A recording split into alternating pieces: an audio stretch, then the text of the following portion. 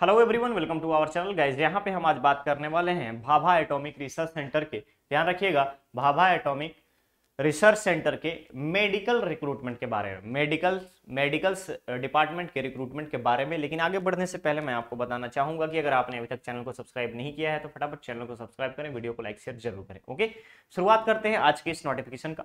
ध्यान से देखेंगे, पहला जो पोस्ट है यहाँ पे मेंशन किया गया चिकित्सा या वैज्ञानिक अधिकारी ई लेवल का, नाभिकीय चिकित्सा, ठीक है, न्यूक्लियर डॉक्टर की, ठीक है।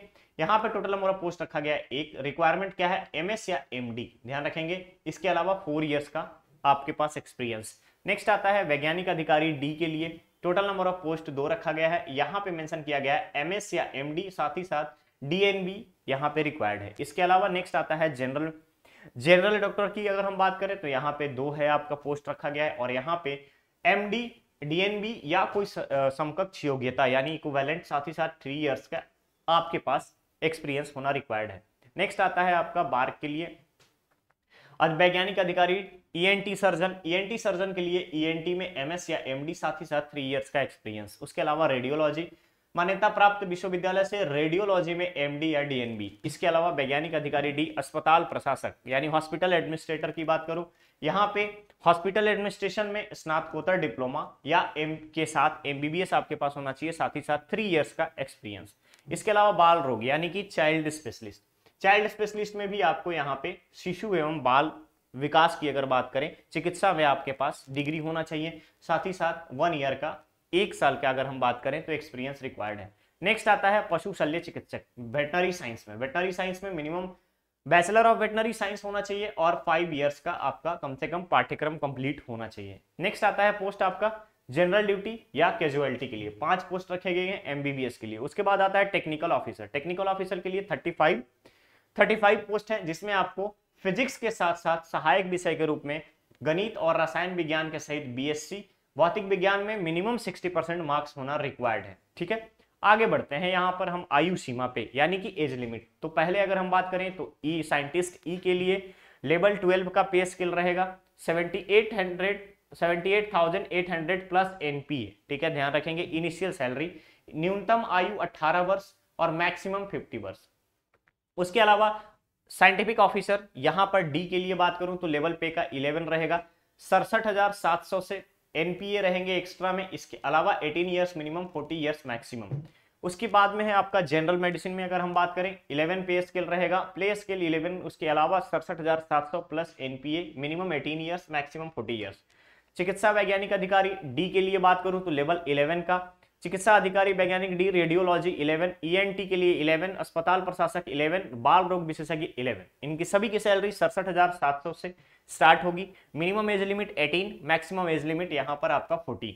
इसके बाद आता है आपका वैज्ञानिक में डी में, सी में। तो इन दोनों की अगर बात करें, साइंटिफिक ऑफिसर सी के लिए जहां पे वेटनरी साइंस है, यहाँ पे 56,100 की सैलरी रहेगी प्लस एनपीए। इसके अलावा 18 मिनिमम एज, मैक्सिमम 35। उसके बाद में है आपका वैज्ञानिक सी में, जिसमें जनरल ड्यूटी कैजुअलिटी की बात करूं मैं तो यहाँ भी लेवल 10 का पे स्केल रहेगा 56,100 से, 18 साल मिनिमम, मैक्सिमम 35 इयर्स।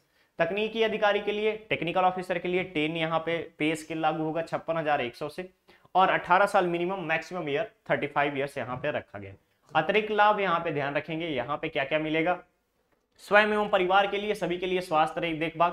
उसके बाद फिर आपके साथ यहाँ पे प्रोत्साहन के लिए अगर हम बात करें परफॉर्मेंस रिलेटेड पे मिलेंगे, साथ ही साथ यहाँ पे व्यवसायिक उन्नयन भत्ता, इसका मतलब है कि बिजनेस डेवलपमेंट आपका इंसेंटिव्स, ठीक है।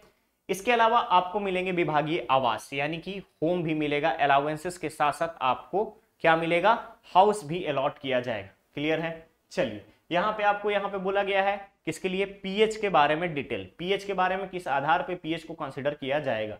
इसके बाद आपको पोस्ट के बारे में बताया गया कि पोस्ट पे वर्क क्या क्या रहेगा, इन सभी चीजों के बारे में डिटेलिंग की गई है। क्लियर रहेगा।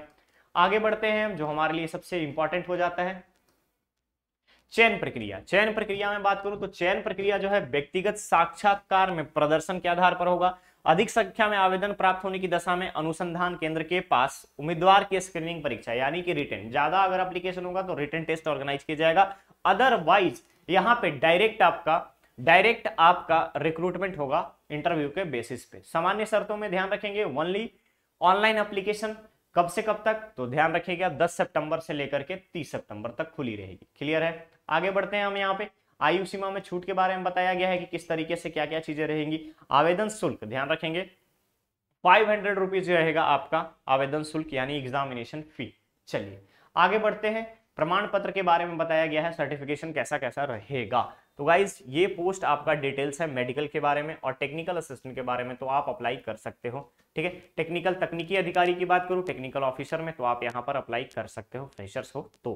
ठीक है, चलिए मिलते हैं बहुत ही जल्द हम लोग एक नेक्स्ट और नए अपडेट के साथ। एक बार नोटिफिकेशन को रीड जरूर कीजिएगा अप्लाई करने से पहले। ओके, वीडियो चैनल पे अवेलेबल होने के बाद मैं आपको वहां पे ऑफिशियल वेबसाइट का लिंक दे दूंगा, जिससे कि आप इजिली इस पोस्ट के बारे में नोटिफिकेशन को एक्सेस कर पाए। Thank you so much guys.